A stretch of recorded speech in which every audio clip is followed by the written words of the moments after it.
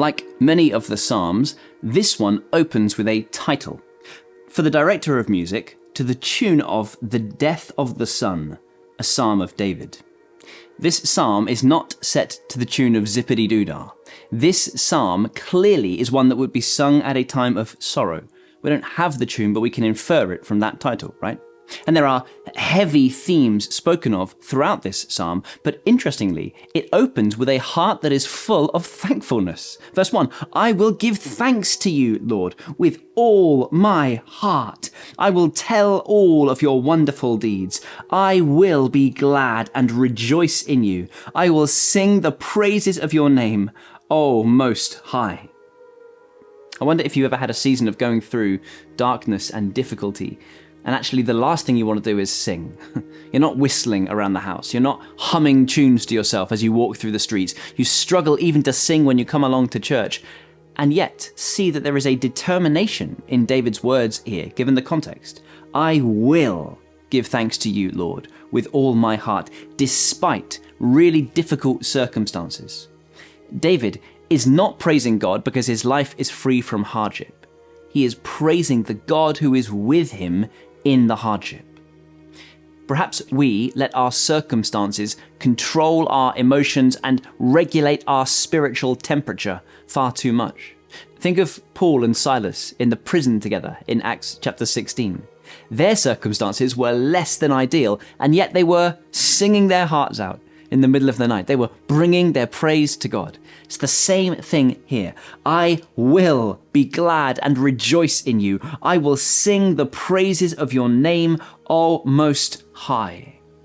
In verse 3, we start to read some of these specifics that David is praising God for.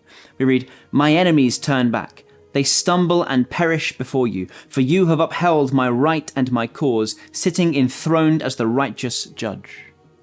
There is something fascinating going on here when it comes to David's perspective on these trials. Verse 5, you have rebuked the nations and destroyed the wicked. You have blotted out their name forever and ever. Notice, this is all past tense. Endless ruin has overtaken my enemies. You have uprooted their cities, and even the memory of them has perished. David is writing as though the judgment has already come, as though the deliverance has already arrived. And yet, skip down to verse 13, and it's very clear that David is writing this in the middle of the difficulty. See how my enemies persecute me. Verse 20, strike them with terror, Lord. Let the nations know they are only mortal. So there are two timelines in David's mind. Clearly, the events in verse 4, the destruction of the rebellious, have not actually happened. But David is so confident that they will, he speaks about them in the past tense. You have rebuked the nations and destroyed the wicked, he says. These things are still to come, but David speaks as though they are a done deal. Why? Because with God, the promise is as reliable as the fulfillment. You and I can say that about nobody else on the planet. You probably know all sorts of people who are fairly reliable. They come good on their word most of the time. And you will know all sorts of people who are not very reliable. They say something, but you never quite know if their word will turn out to be true. But with God, the declaration is as good as the deliverance. When you recognize that that is what's going on in this psalm, you will start to recognize that pattern pop up all over the Bible. The writer here is projecting himself forward in time and writing about what has happened from this new vantage point, even though they are actually still in the midst of the danger or difficulty. Isaiah, for example, 700 years before Jesus was born, jumps forward to the cross and says, he was pierced for our transgressions, he was crushed for our iniquities. Paul, writing in Romans chapter 8, jumps forward to the end of time and puts all of this in the past tense.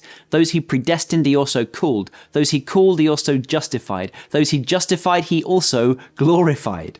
For all of us on earth, at least some of that sequence is still in the future. But Paul says, it's done. It's a done deal. And countless battles in the Bible are shown to be the same. The Lord said to Joshua, see, I have delivered Jericho into your hands. He said that before the fall of Jericho. But God speaks as though the battle was already won and the walls had already come crashing down.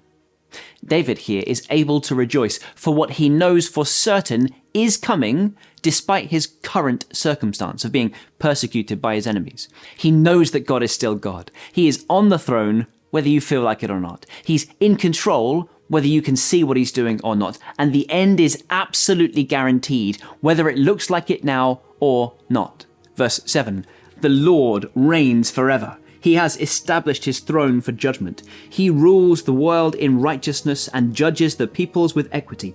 The Lord is a refuge for the oppressed, a stronghold in times of trouble. And so as we reflect on this psalm today, we ought to be encouraged, even as we find ourselves in seasons of sorrow, when our lives seem to be played to the tune of the death of the Son. We, like David, can choose to praise God for his perfect promises, knowing that he guarantees our future deliverance, and the final outcome is assured. It is in him that we find our refuge and our strength. He is a stronghold who will not fail, and he will see us safely through.